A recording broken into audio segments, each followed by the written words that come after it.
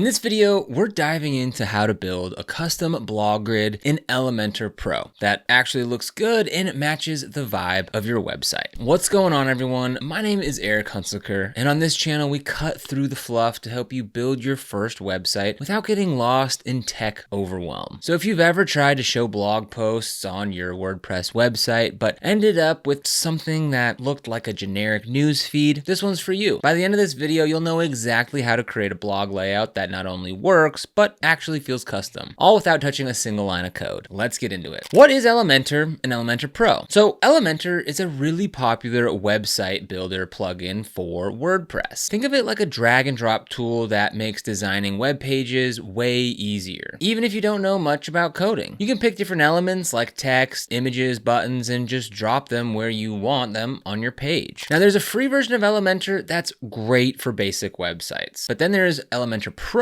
which is the paid upgrade. Now Elementor Pro takes everything up a notch. It gives you a ton more features, especially for building more complex layouts and adding dynamic content. It's also essential if you want to create things like custom blog templates or fancier post grids, which is what we're going to be talking about in today's video. So if you're ready to take your blog grid to the next level, then go ahead and upgrade to Elementor Pro and unlock these powerful features today. We'll have a link for you down in the description to get started. When you click on that link, it'll bring you to this page right here where you can go ahead and choose from their different plans. There's the Essential plan, which is $4.99 per month, billed as $60 today, and that's good for one website. They have a couple of different plans to choose from here, and again, if you want to get started, we'll have a link for you down in the description below. Now, taking a step back, maybe you don't even have a website yet, but you're thinking about one and you want to get started, but you're not sure which website builder or hosting plan you should go with. I highly recommend Hostinger. It's what I personally host my own website on, and it's what we host all of our websites here on My First Website on. So if you click the link down in the description, it's going to bring you to this page right here where you're going to get the best pricing possible for Hostinger. Now, you can go ahead and click on See Plans, or you can go ahead and start for free, which is something new that Hostinger is offering. We'll go ahead and click on See Plans, and these are the two most popular plans to choose from: the Premium Website Builder and the Business Website Builder. Both of these are great. You can go ahead and look through these different features to see which one's going to make more sense for you. If this is your very first website, honestly, the Premium Website Builder is probably going to be more than enough. So you just click on Choose Plan, and then from here, you just select how long you want to commit to: 1 month, 12 months, 24 months, or 48 months. Obviously, the little bit longer you commit to, you're going to get a little bit more savings. Personally, I went with the 48-month term for my own website, but you do you. For this example, we'll go ahead and show you what the 12-month option looks like. Now, don't stop here. What you want to do is come to Have a Coupon Code and type in My First Website, click Apply, and you're going to save even more money. So for only $43.09, you're going to get access to a full year of Hostinger. Again, we'll have a link for you down in the description below, and don't forget to use code MyFirstWebsite at checkout. Now, before we start building anything, you need to figure out where this blog grid is going to live. But I'll also show you how to build a sidebar style related post layout later on, just like you'd see in a blog template. Now, first things first, we're going to head into our WordPress dashboard and either create a new page or edit an existing one with Elementor. Okay, so here we are inside of my WordPress dashboard. I'm going to come to Pages here, and for this example, I'm just going to go ahead and click on Add a Page. Now I'm going to click up here to make sure I edit with Elementor, and now we're in the Elementor editor. All right, so first things first, I'm just going to drop a container right here, and now we have a place to work. We'll give ourselves that little bit of padding. We'll come up here to Advanced, come to Padding, we'll type in 30, and then I'll go ahead and unlink it, and then I'll just go ahead and take that off the left and right. Sweet. And we'll also go ahead and drop in that heading. So we'll grab this, we'll drop that right there, and we'll go ahead and type in latest post. Step 3, add the post widget. Now for the fun part. In the Elementor sidebar, we're going to search for post. Now this is part of Elementor Pro, so make sure you've got that installed with your license key. All right, so we'll come back over here, we'll click on the plus sign, and we're going to go ahead and search for post. We'll go ahead and grab that here, and we'll drop that right below our latest post title. Okay, so now under layout over here on the left hand side, we can go ahead and choose how many columns you want. Now 3 is a great starting point for most blogs. You can set the post count to however many that you want to show. For example, 6 posts or 9 posts or 12 posts. Choose the image position. Typically the top works best, kind of how it's set up right now. And then you can adjust their image ratio or size if you want them to be taller or more square. You can even choose to hide the image completely if you're going for a text only layout. So over here on the left hand side, this is where we have the columns. We could change that to 2 to show you what that looks like. Change that to 4 to show you what that looks like. like, but honestly, I like the 3. It looks very balanced and aesthetically pleasing. Now here, we can go ahead and choose post per page. So maybe we, right now it's showing 6. Maybe we only wanted to show 3, and that'll show you the top 3 posts right there. This is where you can change the image. So we'll show you what it looks like here on the left-hand side. Maybe we'll go none, and that looks okay. But honestly, like I said, I think the top looks the best. We can also choose the image resolution here as well. So maybe we want to make it bigger or more crispy like that. Honestly, that does look pretty good. We'll go somewhere in the middle. That might load a little better.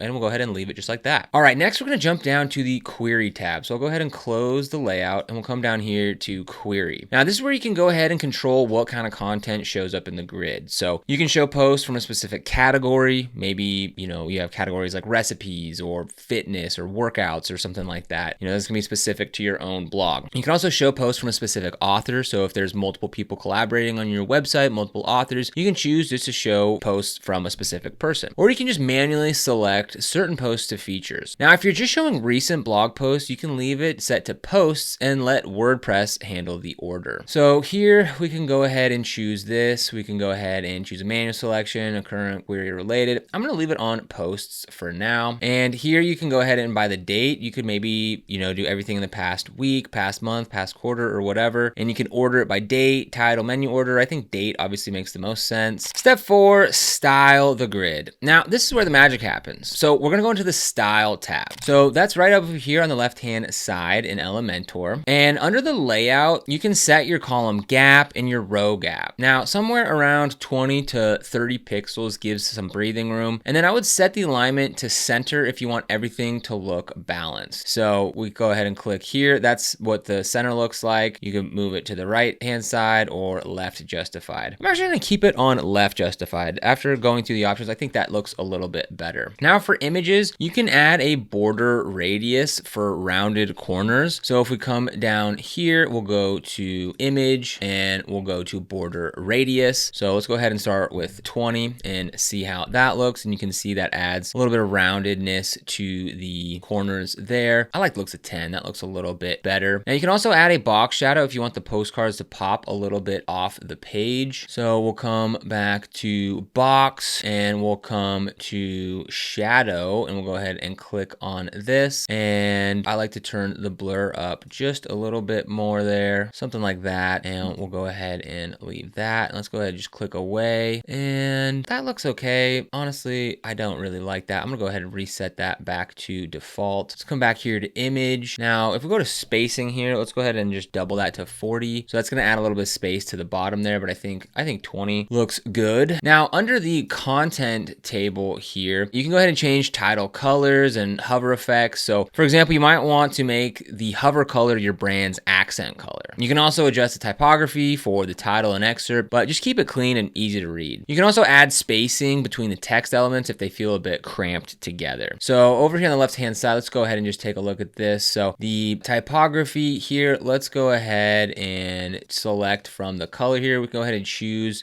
from our brand colors, click a different color. You can see how that changes the title. I'm gonna honestly just put it back to like black or something. Maybe this secondary color. No, I like the darker, something like that like dark blue. That looks okay to me. And then we'll come here into typography and I wanna make that just a little bit bigger. Maybe we come to weight here. Maybe we'll go to bold and maybe we can just increase that with this slider here. There we go. I kind of like that. Maybe something a little smaller, maybe like 24. Sweet. And then we can go ahead and see the titles of those posts getting a little bit bigger there. Now you can also play with hover effects for images and buttons. So these are like these little subtle transitions that go a long way. So if we come here, let's go back to the image and we'll go to hover, and this is where we can go ahead and make some changes there. So we can maybe go ahead and click on blur. So now when we hover, it'll kind of like blur that. Let's go ahead, we'll just reset that. We'll click on this and let's come back to contrast. So now when we hover, that contrast just goes up. So there's some different changes that you can go ahead and make there. Let's go ahead and return that back to 100. Maybe like saturation, maybe you want it to go like black and white when you hover over it. Just again, adding a little bit of personality and stuff to your blog post just to kind of get it to be a little different. Step 5, make it mobile friendly. Now here's where a lot of people mess up. They build a great desktop layout, but they forget to check out how it looks on mobile. So let's go ahead and we'll come up here to the mobile view and we'll go ahead and check out and see what this looks like right here. here, and this is looking pretty good so far. I don't think we need to make any changes for this blog post. The only thing that I would do is maybe add some sort of like grid or outline there. So we'll go ahead, we'll click back on this and we'll come to box and we'll come into border width. Let's start with 10. That's way too much. Let's try 2 and border radius. So that's gonna go ahead and just round that as well. Let's try maybe a 10 for that, and a padding. Let's go ahead and do 10 all around. Sweet. I kind of like that. And again, maybe here we'll go, let's try this box shadow there. I think that looks a lot better with a border having the shadow on there. Yeah, I like that. That looks so much better. So let's go ahead and click on mobile here. And now we can kind of see the separation here for each of them, especially on mobile. That makes a big difference. Before it was all kind of just like bleeding together, but now we can see these clear separations between posts. All right, so this is looking pretty good. Let's go over some final tips before you hit publish. Always preview your layout on desktop, tablet, and mobile. You want to make sure you keep the style consistent with your brand. So things like fonts, colors, and spacing. Try different column layouts like 2, 3, or 4 and see what works for your content. Use real post titles and featured images to test. Lorem ipsum won't cut it. Now, don't be afraid to use padding and white spaces. It makes everything easier to read. Now, once you go ahead and do that, you can go ahead and hit publish. So I'm going to quickly go ahead and just check out how this looks on tablet. And again, I think that looks pretty great. So we'll come up here and hit publish. And then let's go ahead and preview these changes. And this is what it looks like on our website. Now, obviously, this is just like pretty basic template that we have here. But as you can see, this specific blog post thing looks nice and crisp and clean, just the way we like it. So we can go ahead and close that and move on. So, and there you go. That is how you build a custom blog grid in Elementor Pro that actually looks and feels like your website. You've learned how to add the post widget and customize the layout, style your blog grid to match your brand, make it mobile friendly. And the best part is that you can reuse this layout on your homepage, landing pages, or anywhere else that you want to show your blog content. So if you want to get started with Hostinger or Elementor Pro, you'll find links for them down in the description below. These are affiliate links, which means we earn a small commission when you use them at no extra cost to you. And these commissions really help support the channel and allow us to continue to create free content just like this. So if you end up using them, we thank you so much in advance. And if you found this video helpful, don't forget to like, subscribe, and hit that notification bell so you never miss another video. Here on this channel, we make videos on how to create websites, explore different website builders, discuss domain names, and so much more, so be sure to subscribe. But other than that, thank you for watching. We'll see you here in the next video.